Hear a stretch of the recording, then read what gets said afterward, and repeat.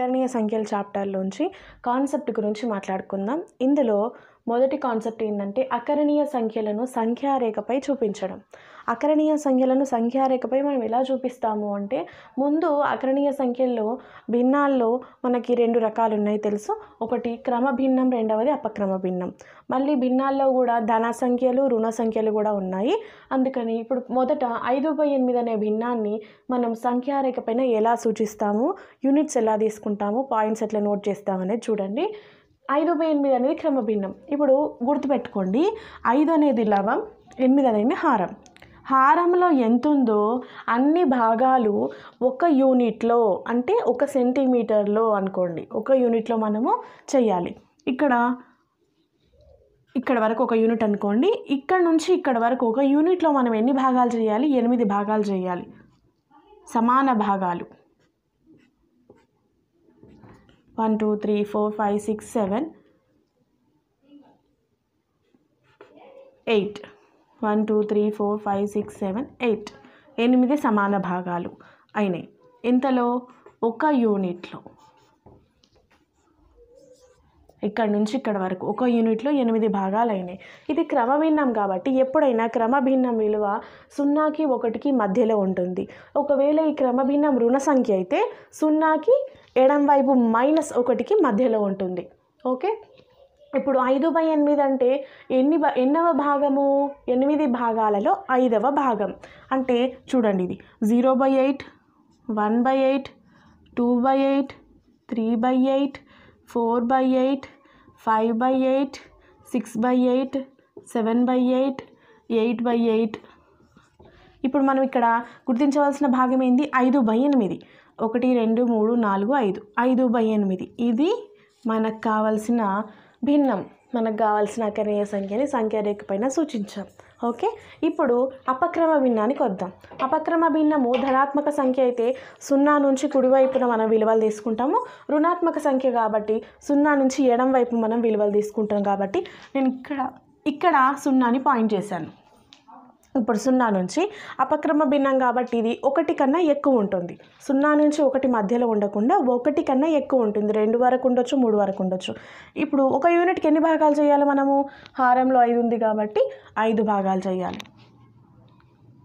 1 2 3 4 5 6 7 8 9 10 11 12 13 14 15. చూడండి, 1 యూనిట్లో ఎన్ని ఉండాలి? 5 భాగాలు కదా. 1 2 3 4 5. ఇక్కడ వరకు -1. 1 2 3 4 5. ఇక్కడ వరకు -2. ఇంకెలా వెళ్తూ ఉంటాయి. ఇక్కడ చూడండి, మనకి ఏం కావాలి? -13/5. యూనిట్కి 5 భాగాలు ఉండాలి. 0 నుంచి లెక్క పెడదాం. 0/5, -1/5, -2/5, -3/5, -4/5, -5/5, -6/5, -7/5, -8/5, -9/5, -10/5, -11/5, -12/5, -13/5 అనేది ఇక్కడ వచ్చింది. -13/5 ఇది మనకు కావాల్సిన నంబర్. -14/5, -15/5 అంటే ఇది 3 విలువ. అంటే మనకి కావాల్సిన -13/5 అనే అపక్రమ భిన్నం ఎక్కడుంది? -2కి -3కి మధ్యలో ఉంది, -13/5. ఓకే స్టూడెంట్స్, ఇప్పుడు క్రమభిన్నానికి ఎలా విలువలు గుర్తించాలి, అపక్రమ భిన్నానికి ఎలా విలువలు గుర్తించాలి అనేది క్లియర్గా అర్థమైంది కదా. ఇది మనకి ఎక్సర్సైజ్ 1.2లో ఉపయోగపడుతుంది. సెకండ్ కాన్సెప్ట్ ఏంటంటే, 2 అకర్ణీయ సంఖ్యల మధ్య అకర్ణీయ సంఖ్యలు ఎన్ని ఉన్నాయి అనేది తెలుసుకోవడానికి మనకి 2 మెథడ్స్ ఉన్నాయి. ఫస్ట్ మెథడ్ సగటు పద్ధతి. సగటు పద్ధతి అంటే A, Bలు ఏవైనా 2 అకర్ణీయ సంఖ్యా సమితికి చెందిన సంఖ్యలైతే వీటి సగటు a+b/2 సూత్రం ప్రకారం ఈ రెండిటి సగటు కనుక్కుంటే మనకి ఈ రెండిటి మధ్యలో ఉన్న సంఖ్య తెలుస్తుంది. ఫర్ ఎగ్జాంపుల్ నేను 2, 3 అనే రెండు అకరణీయ సంఖ్యలు తీసుకున్నా. ఈ రెండిటికి మధ్యలో ఉన్న అకరణీయ సంఖ్య కనుక్కోవాలంటే మనం ఈ సూత్రం ప్రకారం ఏం చేయాలి?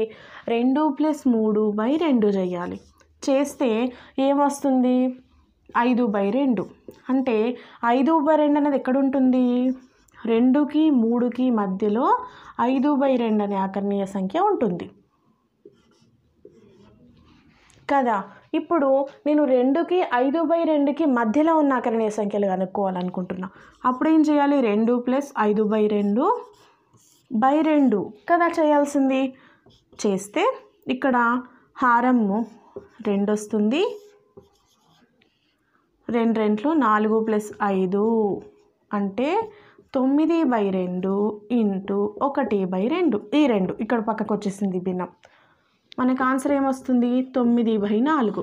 అంటే 2కి 5/2కి మధ్యలో ఉన్న అకరణీయ సంఖ్య 9/4.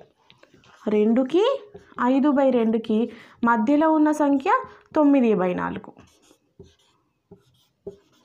ఈ విధంగా 5/2కి 3కి మధ్యలో ఉన్న సంఖ్య కూడా కనుక్కోవచ్చు. ఆ వచ్చిన దానికి 3కి మధ్యలో ఉన్న కూడా సంఖ్య కూడా కనుక్కోవచ్చు. ఇలా మనము ఎన్నైనా సరే అకరణీయ సంఖ్యల్లో ఈ a+b/2 పద్ధతి ఉపయోగించి కనుక్కోవచ్చు. ఇది పద్ధతి, సగటు పద్ధతి ఈజీగానే ఉంటుంది ఒక అకరణీయ సంఖ్య కనుక్కోవడానికి. కానీ ఇక్కడ చూడండి, 5/10కి 9/10కి మధ్యలో ఉన్న 100 అకరణీయ సంఖ్యలు రాయమన్నాడు. అంటే మనం ఒక్కొక్క అకరణీయ సంఖ్య కనుక్కోవడానికి ఒక్కొక్కసారి సగటు పద్ధతిని a+b/2, మళ్ళీ ఆ వచ్చిన రెండింటికి a+b/2, మళ్ళీ ఆ వచ్చిన రెండింటికి a+b/2 ఇలా చేస్తే మనకి చాలా లాంగ్ ప్రాసెస్ అవుతుంది, పెద్ద ప్రాసెస్ అవుతుంది. అది మనకి కొంచెం కష్టంగా ఉంటుంది. కాబట్టి ఇలాంటి సందర్భంలో ఏం చేస్తామంటే ముందు ఈ భిన్నాలు రెండింటిని జాగ్రత్తగా అబ్జర్వ్ చేయండి. 5/10, 9/10 అంటే ఈ రెండింటికి మధ్యలో ఏముంటుంది? 5/10కి 9/10కి మధ్యలో 6/10 ఉండొచ్చు, 7/10 ఉండొచ్చు, 8/10 ఉండొచ్చు. కానీ 3 అకరణీయ సంఖ్యల్ని మాత్రమే మనం రాయగలిగినాం. కానీ 100 అకరణీయ సంఖ్యలు రాయాలంటే ఒకసారి దీన్ని మార్చుకుంటే మనము 5/10ని 5/10 అని రాసుకున్నా, 50/100 అని రాసుకున్నా పెద్ద తేడా ఏం లేదు చూడండి. మళ్ళీ 10తో రెండింటిని కొట్టివేస్తే 5/10 వస్తుంది. అలాగే 9/10ని 90/100గా మార్చుకుంటే మనకి ఇక్కడ మధ్యలో ఎన్ని వస్తాయి చూడండి. 51/100, 52/100, 53/100, 54/100, 55/100 ఇట్లా 89/100 వరకు మనం అకరణీయ సంఖ్యలని రాసుకోవచ్చు. కానీ ఇట్లా రాసినా కానీ మనకి కేవలం 39 అకరణీయ సంఖ్యలను మాత్రమే రాయగలుగుతాము. మీరు రాసి లెక్కబెట్టి చూడండి కావాలంటే. కానీ మనకి ఇక్కడ 100 అకరణీయ సంఖ్యలు అన్నాడు కాబట్టి 5/10ని 50/100 రాసుకున్నట్టుగా 500/1000 కూడా రాసుకోవచ్చు కదా. చూడండి, 0 0 0 0 కొట్టిపోతే మళ్ళీ 5/10 ఉంటుంది.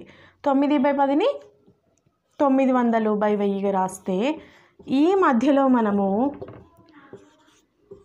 100 కాదు అంతకన్నా ఎక్కువ కూడా అకరణీయ సంఖ్యలు రాయొచ్చు. 501/100, 501/1000, 502/1000 ఇట్లా 600 వరకు ఒక 100 అకరణీయ సంఖ్యలు, 700 వరకు 200 అకరణీయ సంఖ్యలు, 800, 900, 400 వరకు అకరణీయ సంఖ్యలు మనం ఇక్కడ రాసుకోవచ్చు. ఎంతవరకు? 899/1000 వరకు మనము అకరణీయ సంఖ్యల్ని రాసుకోవచ్చు. ఇది సెకండ్ మెథడ్. ఎక్కువ అకరణీయ సంఖ్యలు రాయాల్సి వచ్చినప్పుడు మనం ఇలాంటి పద్ధతిని ఉపయోగించాము. ఒక్క అకరణీయ సంఖ్య, 2 అకరణీయ సంఖ్యలు కనుక్కోమన్నప్పుడు ఫస్ట్ మెథడ్ a+b/2 సగటు పద్ధతిని ఉపయోగించాము. ఓకే.